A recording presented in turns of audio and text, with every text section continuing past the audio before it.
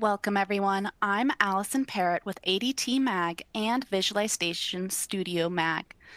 I am thrilled to welcome you to today's event entitled The Supply Chain Risk You Can't Ignore, a Playbook for Critical Industries, sponsored by Revenera.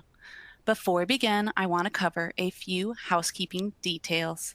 If you have any questions throughout the presentation, please make sure to type those into the Q&A box and we'll make sure to get those answered for you.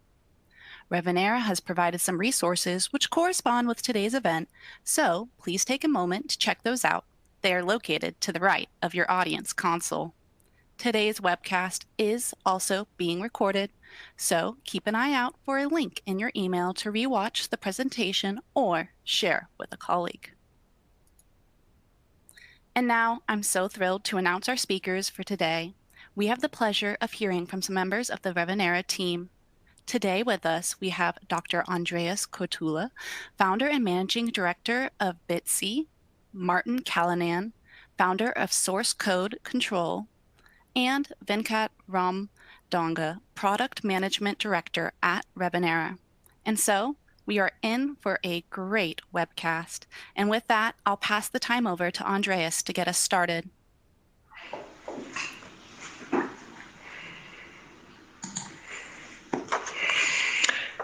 Hello and welcome to today's webinar. In a world where software is no longer just a tool, but the backbone of the entire industry, one question is becoming more and more urgent. What exactly is in your software? And where are the hidden risks? Especially in highly regulated sectors, this is not only a theoretical concern, it's a legal requirement. Without clear and thorough risk management, organizations face more than just technical vulnerabilities. They risk compliance violations, reputational damage, or, in the worst case, complete organizational disruption. Today, we prepared numerous examples for you, like SolarWinds, Equifax, Alaska Airlines, or the Colonial Pipeline attack. And this is exactly where the SBOM comes into play, the software bill of materials. It is the foundation for visibility into your software supply chain. What are you using? What needs to be protected? And where could the risks be hiding? For commercial software, this process is pretty easy. You know what you're paying for. But as soon as it comes to open source, it's getting more tricky. You need the right tools, the right processes, and above all, a clear understanding of why this matters. Over the next hour, we will walk you through how to tackle those supply chain risks with a hands-on playbook tailored to the needs of critical industries.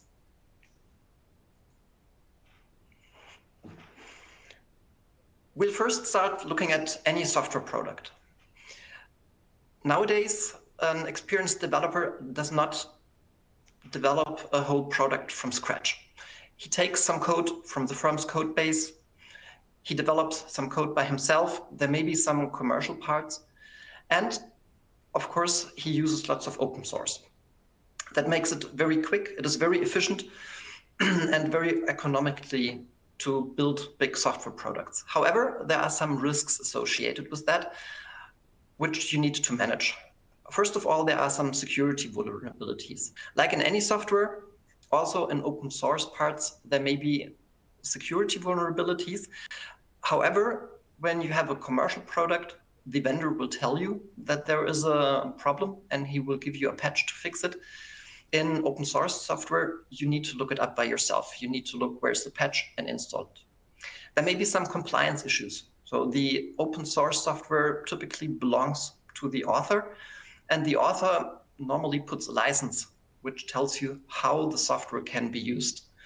And there may be different kinds of restrictions. So that is important to consider. There may be export restrictions, especially if there is encryption in the software. And there is also operational risk. For example, most of the open source software, there will be a big community that supports the project, and you will get fixes and updates pretty quickly. But there may also be an open source project which has not been updated for many, many years, or which has been sitting around for decades. You need to know what is in your software. to be able to manage all those risks. So we'll guide you through all of that today. We'll give you many examples and then show you how you can handle those. So Martin, I think you will start with the first part. Thank you, Andreas. So what Andreas described there, and I think he did use the term, is what's referred to now as a software supply chain, which is a good description of the way modern software is developed. And there is a lot of parallels to physical devices. So I've used the example here of the construction of a Boeing airplane. If you break down all the residual physical parts of a Boeing airplane, similarly, if it was a automobile or your mobile device, it's made up of individual components which are actually sourced from third parties. So if you look there, you've got Rolls-Royce engine, you've got different parts from Japan, France, and you would hope, although Boeing have had their challenges, that there will be some QA control over the quality of those components that make up the plane. But when you think of the plane, you think it's a Boeing airplane, but actually it's made up of a lot of other people's parts. Similarly, with the way software is developed today, whatever the software, even from proprietary vendors, a lot of the makeup of that code that makes the application is third-party code, and most of that will be open source components. Now, those open source components have a number of attributes which should be managed and arguably aren't well managed. So for instance, each component will have a license. So there's hundreds of different open source licenses with different obligations, from an obligation to share your source code to giving copyright attribution. There will be versions of individual components. Those version numbers can be used to cross-reference against security sites like the National Vulnerability Database to identify if there's known security vulnerabilities. And the other attribute would be, which is often not well managed, is that of dependencies, both direct and transitive. So when you build your software, other components of libraries, all with those individual attributes will get pulled into your code. And within that code could be vulnerabilities which could be exploited. And through this presentation, we're going to give direct examples of how those issues transpire in the real world, both from a license compliance perspective and from a security perspective. So Andreas, do you want to talk us through, start with security vulnerabilities and give some examples there? Yeah, so for the different risks that I mentioned on the first slide, we'll start with the security vulnerabilities. And I've put you some very well-known security vulnerabilities on this slide. On the left corner, you will see the Heartbleed, which was one of the first security vulnerabilities that made it into the news so that everybody knew about it. It's more than 10 years old. It appeared in 2014, and it was the first time when many users suddenly realized that there is a risk with open source. So Heartbleed enabled attackers to suddenly get into your systems and to attack them and to get admin rights. And then there were quite a few hazardous vulnerabilities right thereafter, like Shell Shock or Ghost. And some of those we will explain in detail in the following slides, especially Struts2. Struts2 is a component, a networking component sitting somewhere in the back. Nobody knows about it. It's running pretty stable since many, many years. However, it had some security problems, which led to some very interesting cases. Then Log4j, which is one of the most recent problems that made it into the news as well. Log4j is a component that is installed in almost any Java system. It's used throughout the industry. And very popular is SolarWinds. SolarWinds, we'll have some slides on that as well. This is the basis for many of the new security regulations that were introduced by the US or by the European community, and we'll look into that in detail in a few moments. When we look at some of these security vulnerabilities, the Equifax hack is very interesting.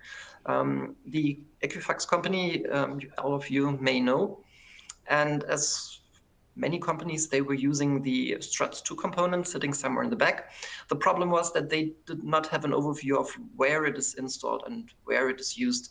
So sometime the security vulnerability was detected. This was published, and the community pretty quickly developed a patch. However, as Equifax didn't know that the component was used, and they could not patch it, so the vulnerable component was sitting in their systems, and after a couple of months, hackers used that vulnerabilities to steal 145 million customer data records with very sensible information, like social security IDs, tax IDs, credit card information, birth dates. And they used this data to blackmail Equifax, which was very bad for the company itself. So there was a heavy impact on the upper management. It was across negligence because the vulnerability was known, but Equifax was not able to react on it. And even the patch was available, but it was not introduced in the network. So this is something which should not happen to any company, that when you know about a security vulnerability that you're not able to patch it and install a stable version. And I think, Martin, you have another case where the Struts2 component plays an important part. Yeah, I just want to add to the discussion about Equifax before going into the other example. One of the reasons why we chose this as an example, it was a few years ago now, but the cost of the breach was significant, to the tune of, I think, $4 million, and had an impact on the US economy. And because of that, the US government did a detailed analysis of what happened, to avoid it in the future. One of the key things that came up in that report was ineffective identification and poor detection. So what are the positives about open source is you've got this community, and if there's an issue, the community will fix it. And Apache Struts is a well-managed project. And the thing about the vulnerability, when it was disclosed, pretty much the same day it was disclosed, it was fixed. But with open source, you don't get a push notification that there's a vulnerability and a fix. You have to kind of find that yourself.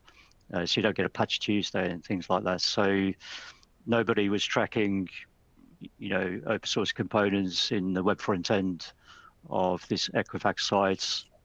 And as soon as the vulnerability was announced, hackers started probing, web front ends looking to exploit the vulnerability, and they came across Equifax and did what they did.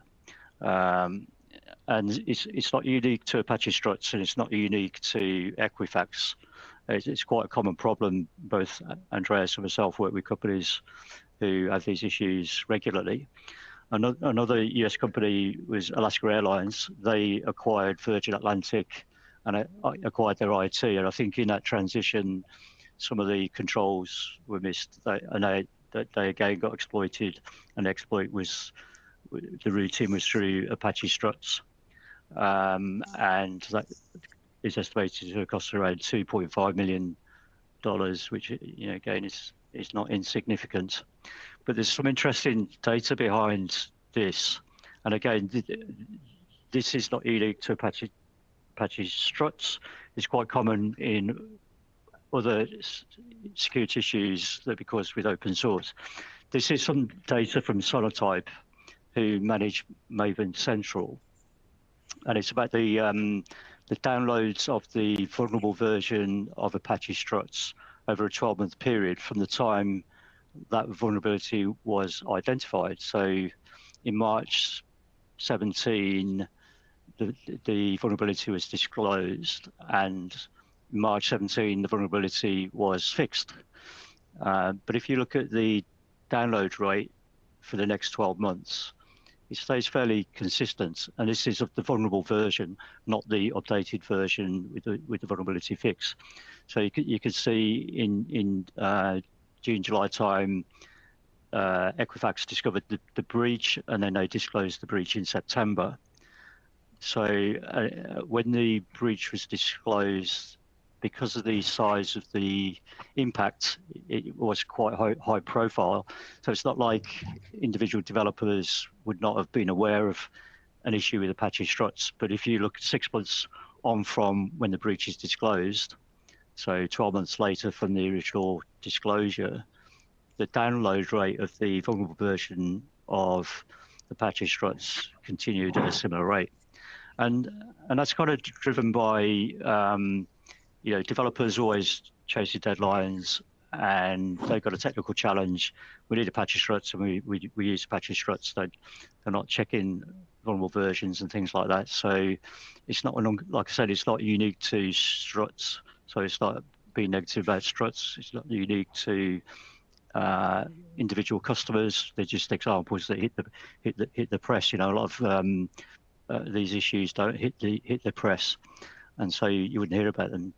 But we use this as an example because there's good data to make the point.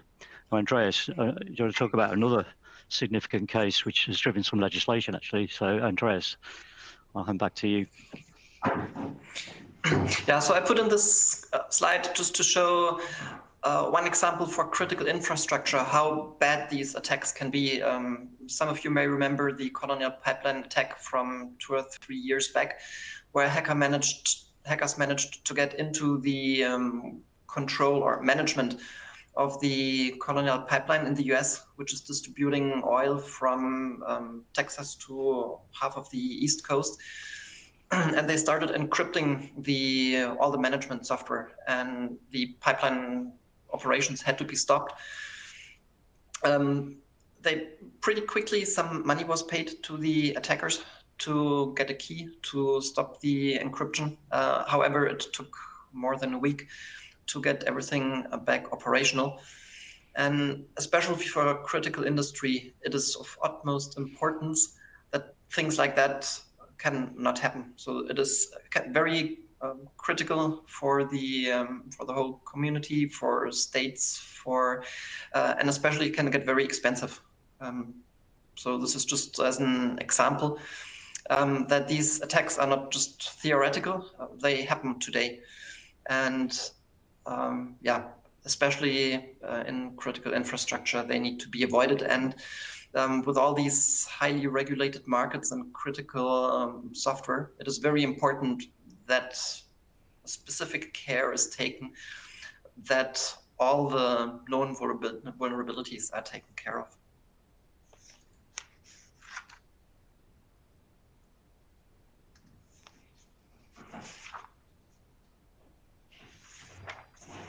Okay, back to you, Martin. Yeah, so Andreas talked about another high-profile vulnerability, which is Log4j, which is far more recent.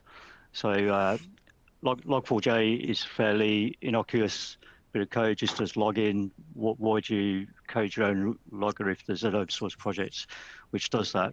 But the vulnerability with Log4j meant that it was highly exploitable. So on the National Vulnerability Database, it had a 10 out of 10 score from the point of view of security rating.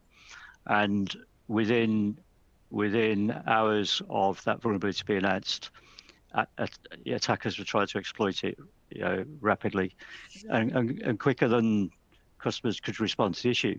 At the time, we were getting contacted by users of software, so organizations using software who didn't know if Log4j was in applications that they had licensed or were using or had developed, and they couldn't get an answer from their suppliers whether they're using Log4j.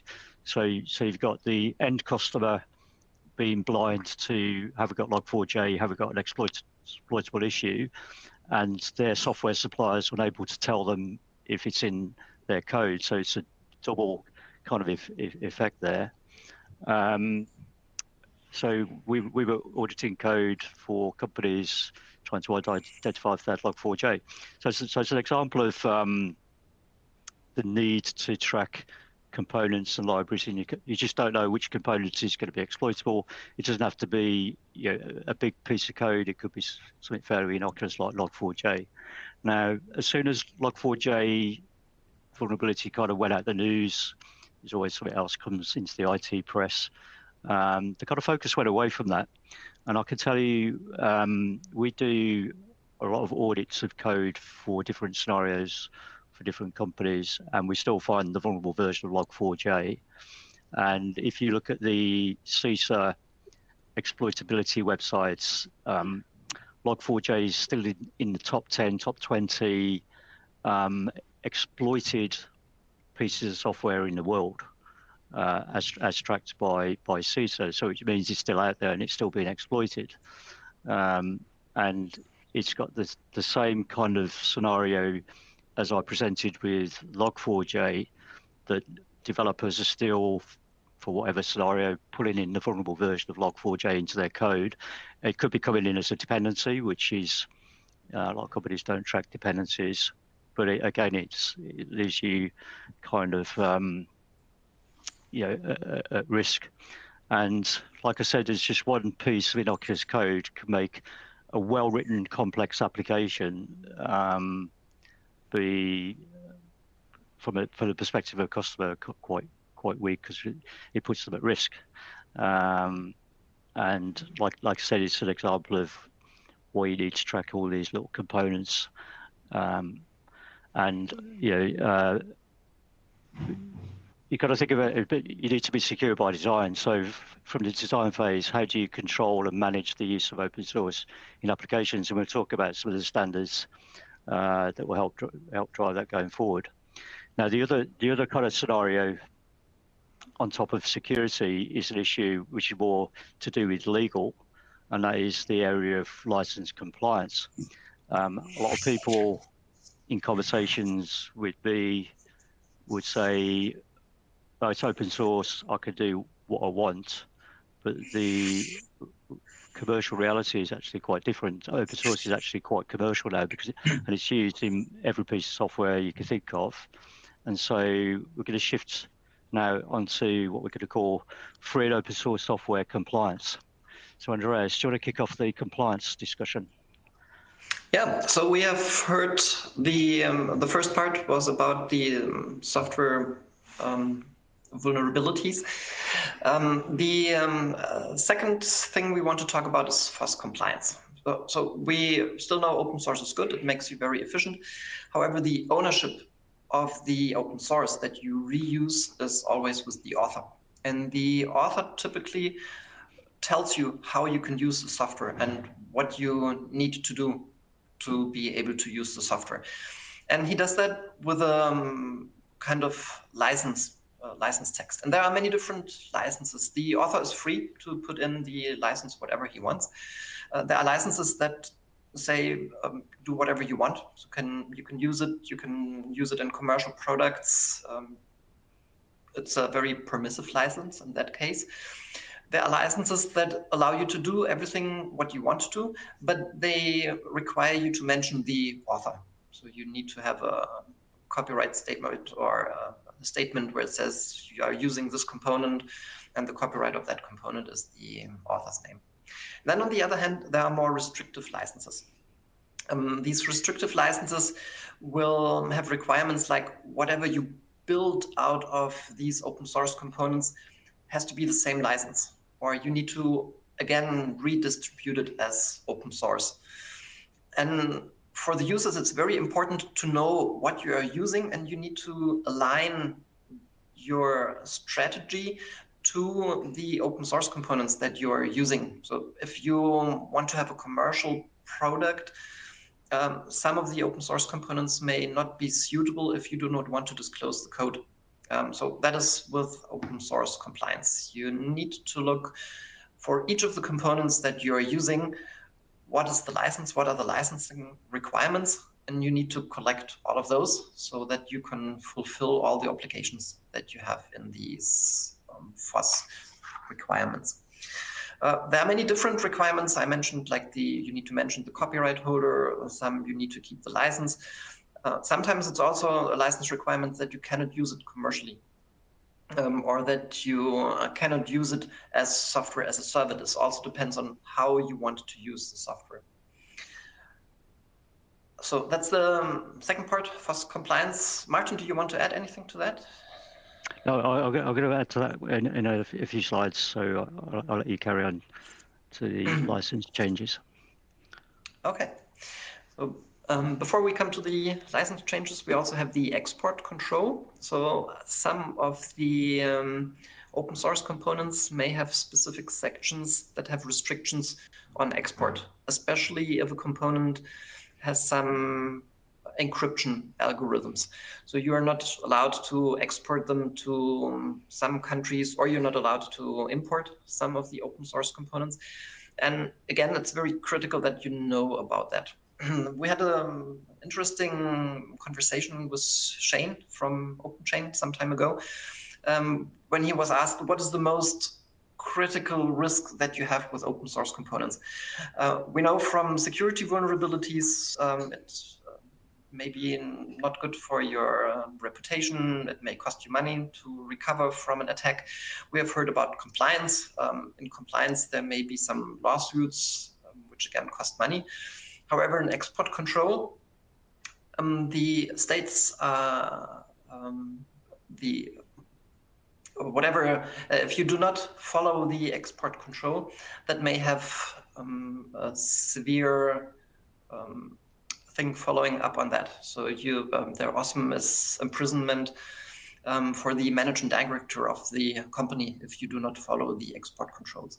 And export control is very tricky because each country and every country may have different controls, different laws. So you need to be very careful to follow all of them. Andreas, could I just add to that bit before you move on to that, just on the export control? There's kind of a new dynamic with export controls.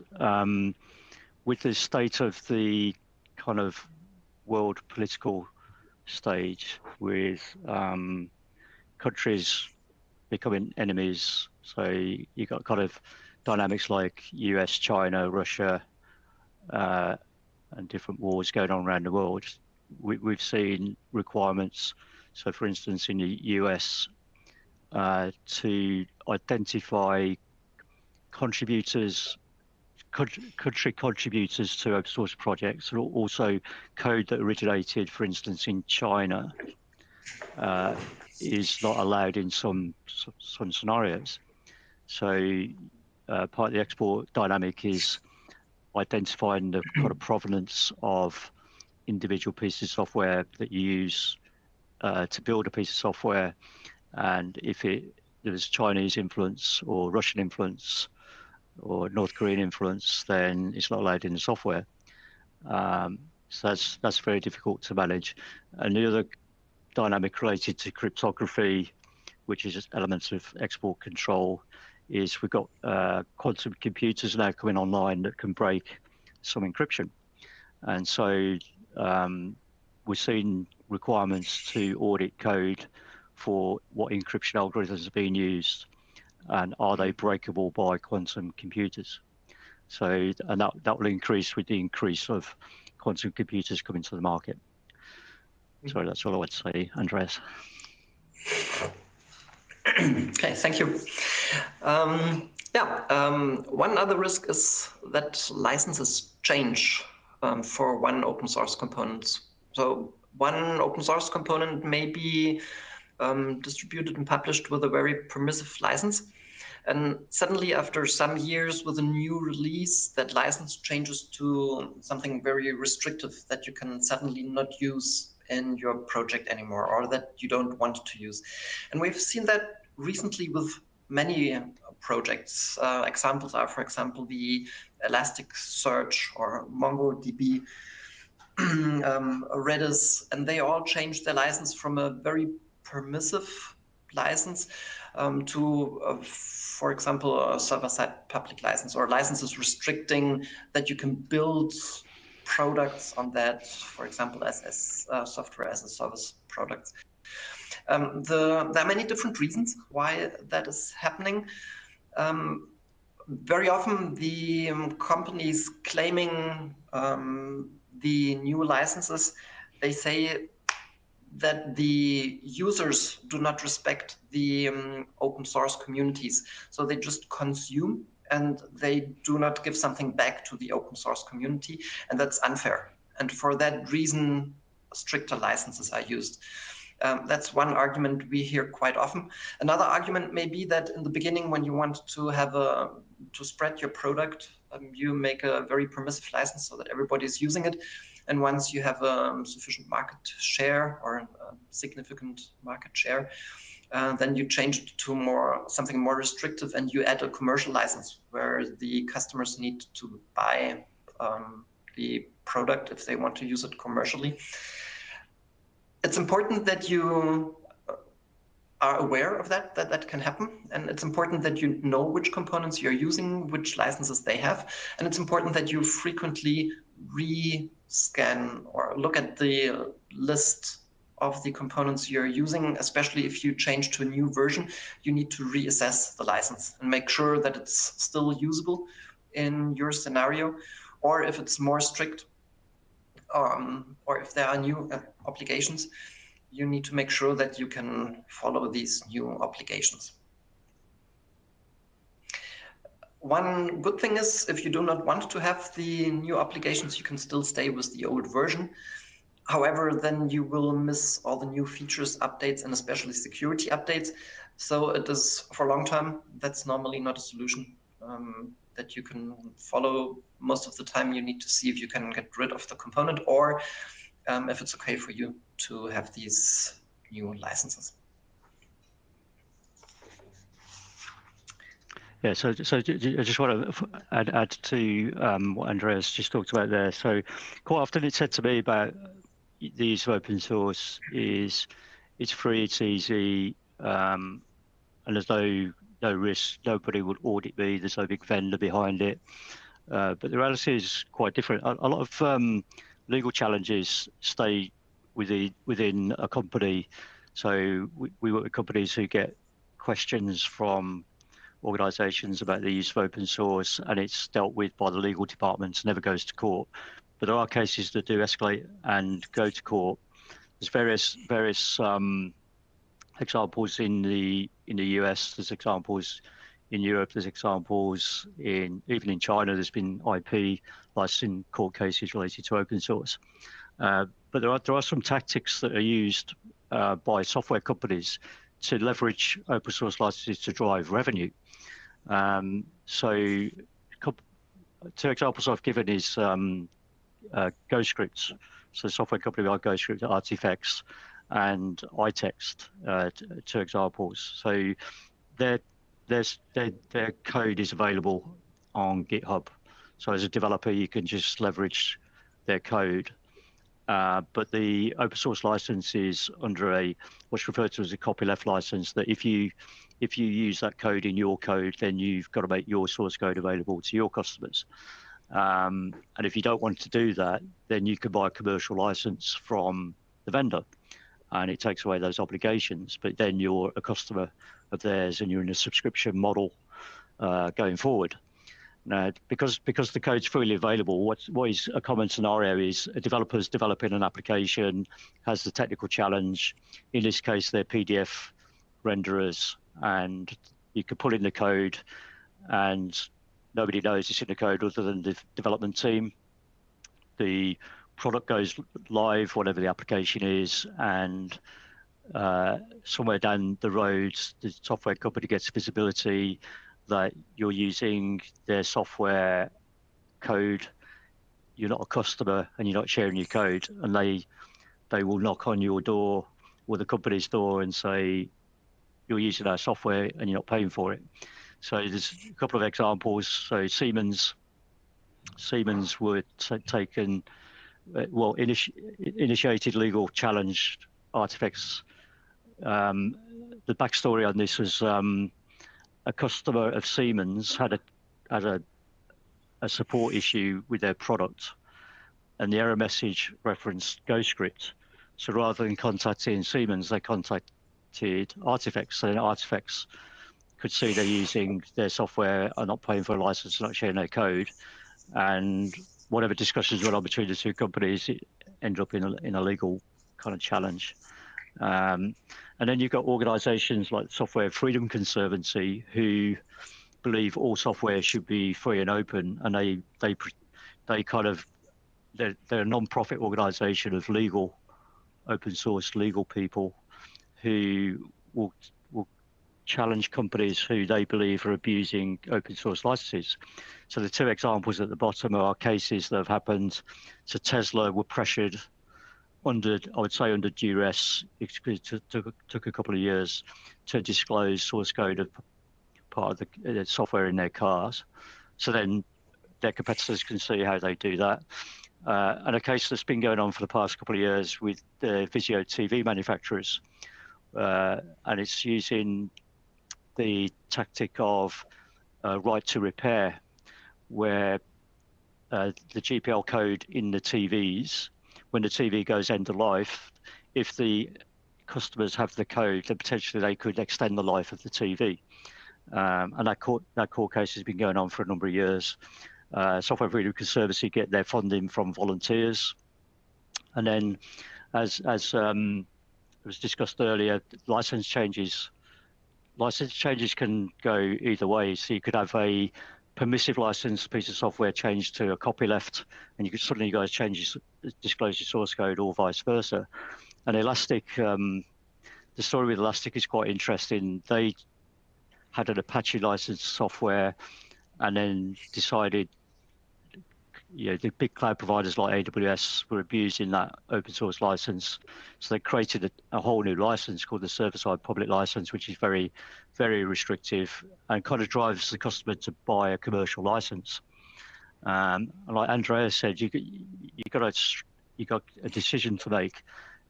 Do I stick with the open source version, but then you get technical debt because you're not getting any updates, or you update it yourself? Do you buy the commercial license? And we've had customers with that challenge. What happened with Elastic is the last open source version, AWS forked it and created their own version of Elastic, which they've now handed over to the Linux Foundation to maintain. So then you've got a third option of going down the forked route. But either way, it disrupts your software development and your software development roadmap.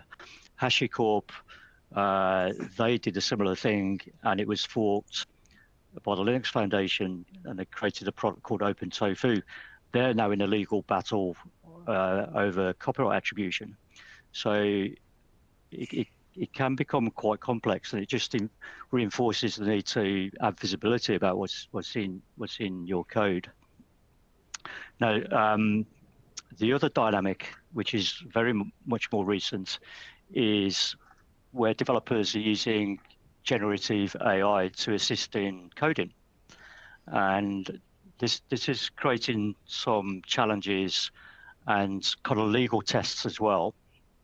The way a lot of the generative AI tools are trained is they're basically going through public code repositories like GitHub, GitLab, and learning how software is coded.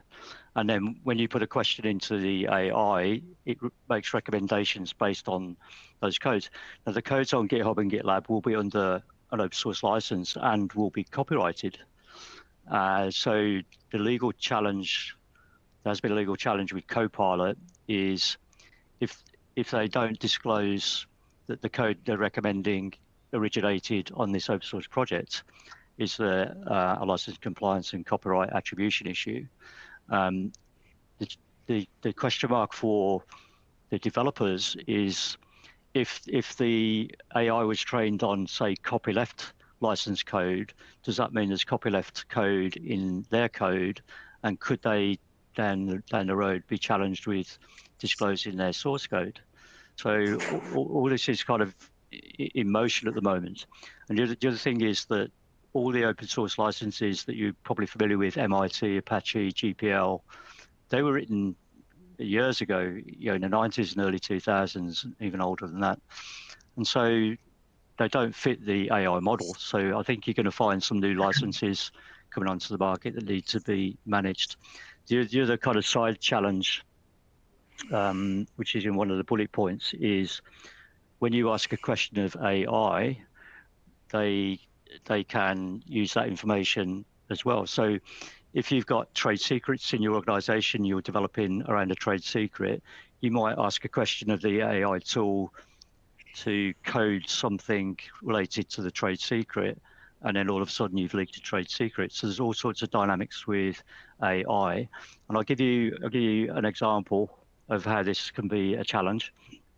So there's a project on GitHub to help with recognizing handwritten text. And the developers put it under MIT license, which is a very straightforward license, low risk, just needs copyright attribution, and probably you don't even need to do that. But if you look at the detail, the data set that it learns on has got a commercial usage restriction. So you might look at that and say, oh, it's MIT, not a problem, I'll use it in my application. But then there's this other dynamic of the non-commercial restriction, which could catch out a lot of companies.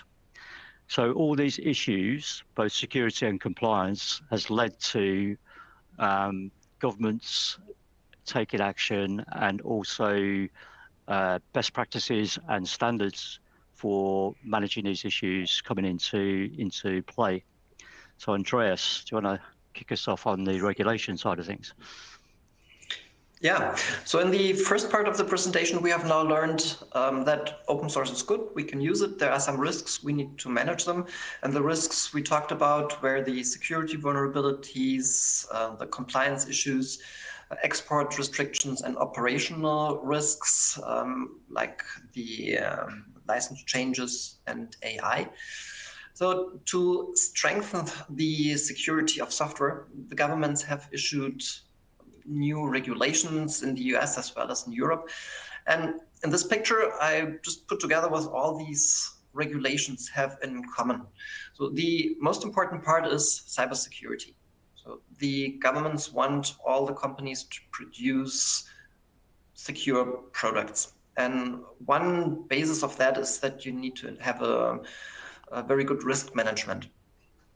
And in this picture, I want to show that so all of this is about software. And if we look into our software, we will see there's a small part which is proprietary software that has been written by you or specifically for you. But the big part of the software, on average, is open source. And we see we did several questionnaires within the industry, and we see that 70 to 80% of the code is all open source.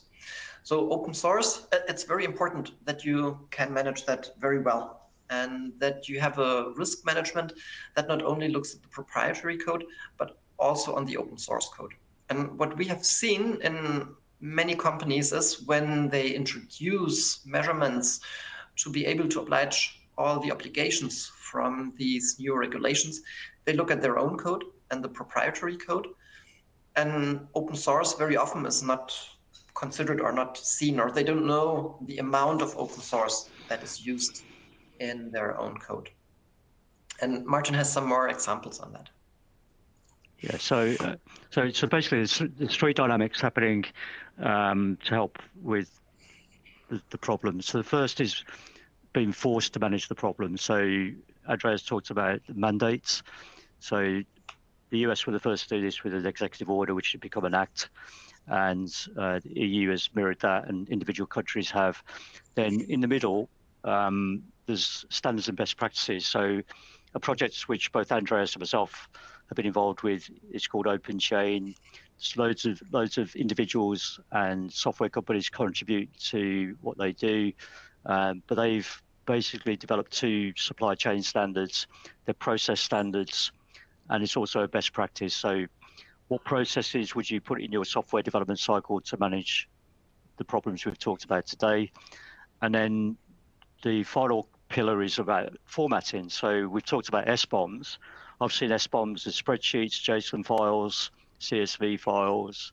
Some are machine readable, some are not machine readable. So now there are standards about how you format SBOMs. So I just want to quickly go through some of these. So the White House executive order, and this was driven by the Colonial Pipeline attack, which Andreas talked about. A key requirement in there is that software provided to the US government, particularly related to infrastructure, should be accompanied by a software bill of materials, which is attested, which means it's been validated as accurate. So the idea is that if there was a situation like a Log4j vulnerability, then the user of the software would have the software bill of materials, and they'll be able to identify if they've got that issue in an application running in their environment. And that later became a push forward into a Department of Homeland Security Act. We've got in the EU, they've published the EU Cyber Resilience Act, which is now in play, and they'll start enforcing in 2027. Now, you might be thinking, if you're not in the European Union, that doesn't affect you, but it's not about where the company who produces whatever they're producing is based. It's where you supply to, where your customers are, whether direct or indirect, you'll be implicated by this. So similar to the impact of GDPR, impacted companies globally, the Cyber Resilience Act would do as well. It's got the requirements of the software bill of materials mandate, and it's a key part of that act. And it's about disclosing vulnerable code and a strategy for managing those vulnerabilities. So in the coming years, there's going to be increasing regulations forcing software companies to be transparent about what's in their code. And what software companies need to think about then is, how do they defend against potential liabilities? So for instance, if you have a software bill of materials which misses a dependency which is exploited, you might be liable for inaccurate software bill of materials. So how do you avoid that product liability and things like that? So the kind of license agreements will probably need to be updated to address those situations.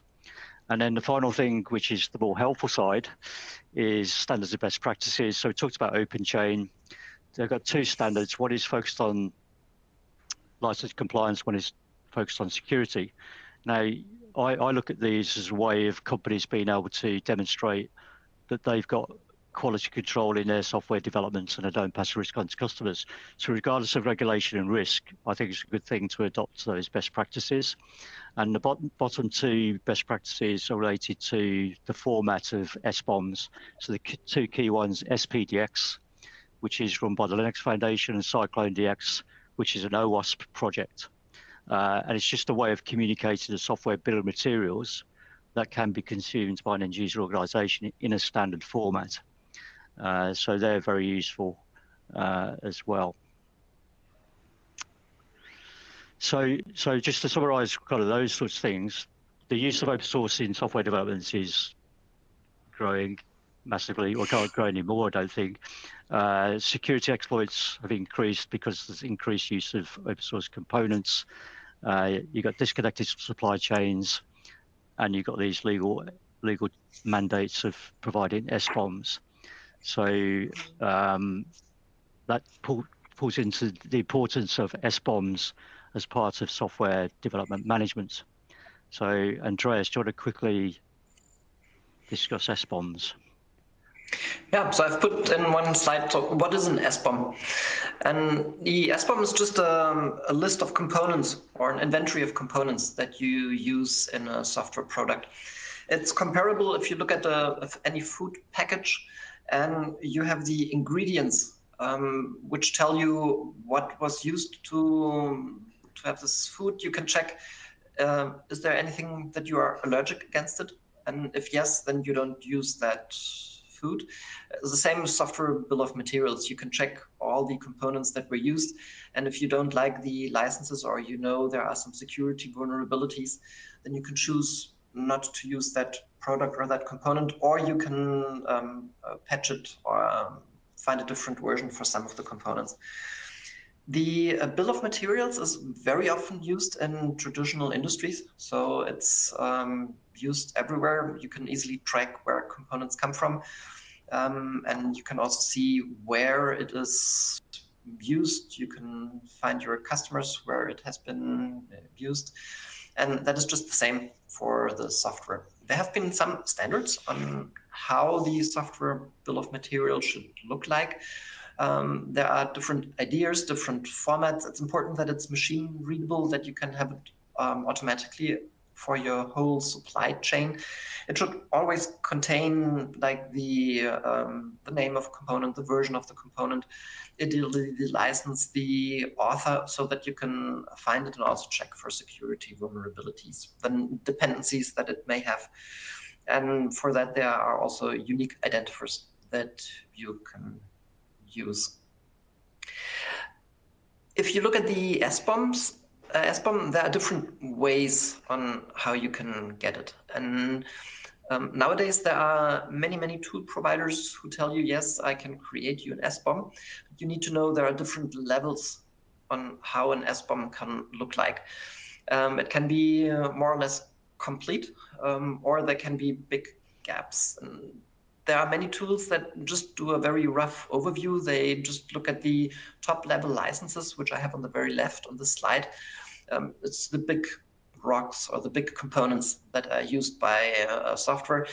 Very often you can create this list by just asking your developers, what are you using? And they will give you a handful of components that they have put in your product. However, that's not the complete picture. If you look deeper, you will need to look at the dependencies that you have.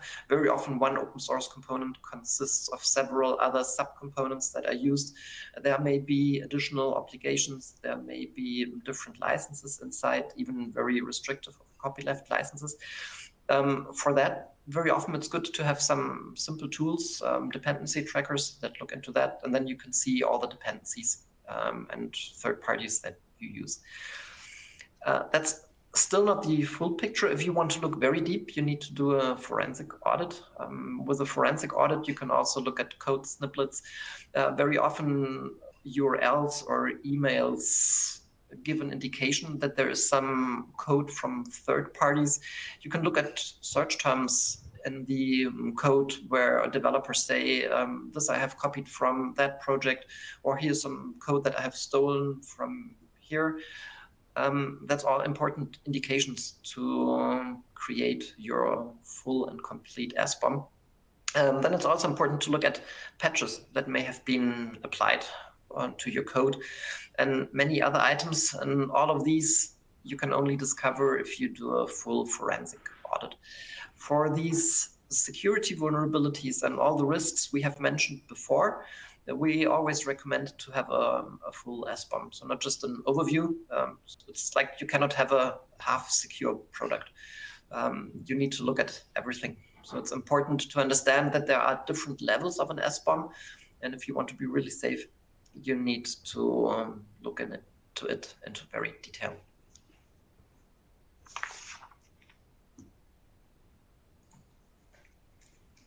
All right. So I'd like to summarize, I think, whatever we have learned so far into typical forces and why we actually require a comprehensive SCA program in any organization. So we start with there could be some inbound assessments with respect to if your organization is going through an M&A exercise, if you're acquiring a smaller organization to improve your business, a lot of due diligence has to be done because you do not want to inherit products along with some risks.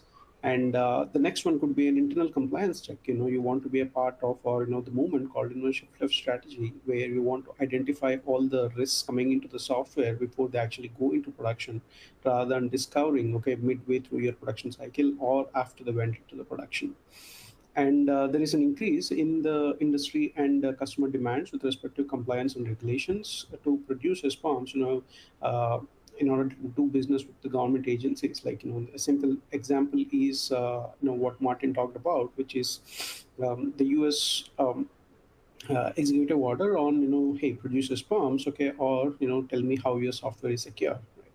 So this is one more driver on why you require a comprehensive program. And the last one would be event driven, or something it's always reactive, right? Again, a good example is the Log4j. We've seen several users trying to scramble to figure out, hey, am I actually using Log4j or not? Okay, and if yes, where, if yes, who's responsible and all of that.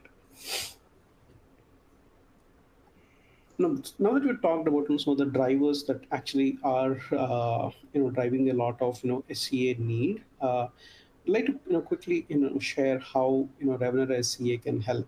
Revenera SCA has been doing SCA for a really long time, and we specialize in some of these parameters on how to produce a comprehensive SBOM, not just producing a comprehensive SBOM, but further downstream operations on how SBOMs can be meaningful for your OSPO teams, not just generate, but also ingest all industry standard SBOMs and pass them to the same checks as those, your development teams are producing. And it's not just about, license compliance. The key ingredient also have the key factor is also about being security focused. So, embedding OSS compliance process, anywhere in your software development lifecycle is equally important as, you do your, license compliance checks. And finally, it is also having an end-to-end complaints management. What we offer is a perfect companion to your open source program office teams. It is we talked about the SBOM component, or the 30% component that Andreas talked about, where there are evidences of licenses that are copied from somewhere as a file level evidence, or be it compiling a fully comprehensive third-party notices. Revenera SCA or a code insight solution, is does it all. So that's all we have for today. And if there are any questions, we can take them. Or I think we have 3 minutes for questions. Martin and Andreas. Wonderful. Thank you so much, Venkat, Andreas, Martin. That was a great presentation. We do have some questions in from the audience, but at this time, I do want to remind the audience, if you have any questions, please feel free to type them in now, and we'll get them answered for you by our experts. Our first question that came in comes from Paul. Paul would like to know, how do open source program offices help? I can start with that. An open source program office, it could be one person or it could be an individual, but basically the role of an open source program office is to be the interface between software development teams, commercial elements of a company, and legal. And they typically provide breakdown the company's desires to be compliant and how to manage security, to educate developers and help them implement tools to automate a lot of the processes. So they play a role of education, awareness, and bringing all those disparate parts of an organization together. Andreas and Venkat, you've got an open source program office, so you could use your own example. Yeah, I mean, we have our own open source program office, and we perform thorough workflows, or we have thorough workflows in place where we help developers ensure that any strong copyleft licenses, license components are not sneaked into the source code before they actually go in, right? Because it's an old saying, but it's really true, which is prevention is better than cure. And the reason why we need a dedicated team, in my opinion, is that developers do what they do best, which is write quality code or test it perfectly. But they the eye for a license compliance, okay, is last in that list, right? So open source program office teams is uh, work as guardrails for these developers trying to sneak in code, which unintentionally most of the times because they really do not know the implications of using a copyleft software. I think we have time to fit one more question in. We have our next question, which comes from Kyle. Kyle says, do certifications like OpenChain really matter, and how can we get started? So yeah, definitely take that. We're seeing companies in some regions asking asking their software suppliers to be conformant with OpenChain. And I'll actually tell you a backstory. But Microsoft joined OpenChain to convert it from just a best practice to an ISO standard. And so it's one of their legal team who did that work. And I had a call with him about why Microsoft did that. And they said they were getting requests from end user customers when they were negotiating new contracts for terms, to have a term in their contracts about open source compliance and indemnification against any issues that might come downstream. And most software companies, or most companies in general, don't like having unique contracts. So now they drove OpenChain, and they did a blog post. This guy did a blog post about why they've adopted OpenChain. They now say to companies, well, we're conformant with OpenChain, so we've got a process to manage this problem. If we miss something, we've got a process to fix it. There's no need for a unique term in a contract. But we are seeing it as in a request for proposal situation. We are seeing it coming as a requirement. We want you to be OpenChain conformant. And as regards getting started, if you go to the OpenChain website, there's loads of resources. They've got a GitHub site with things like templated policies. They've got discussion groups about AI, about SBOMs, and various other things. So that'll be a good starting point. And there's training courses as well. Excellent. Thank you so much for answering that for us. It looks like that's all the time we have for today. If we didn't get to your questions, or if you still have one, please put it into the console now and we'll get it over to the Revenera team. Thank you so much, Venkat, Andreas, and Martin, for being on with us today. And thank you, audience, for attending today's webcast. And of course, a special thank you to our sponsor, Revenera. And thank you to ADT Mag and Visualization Studio Mag. Thank you again for attending, and have a wonderful rest of your day, everyone. Thank you. Bye-bye.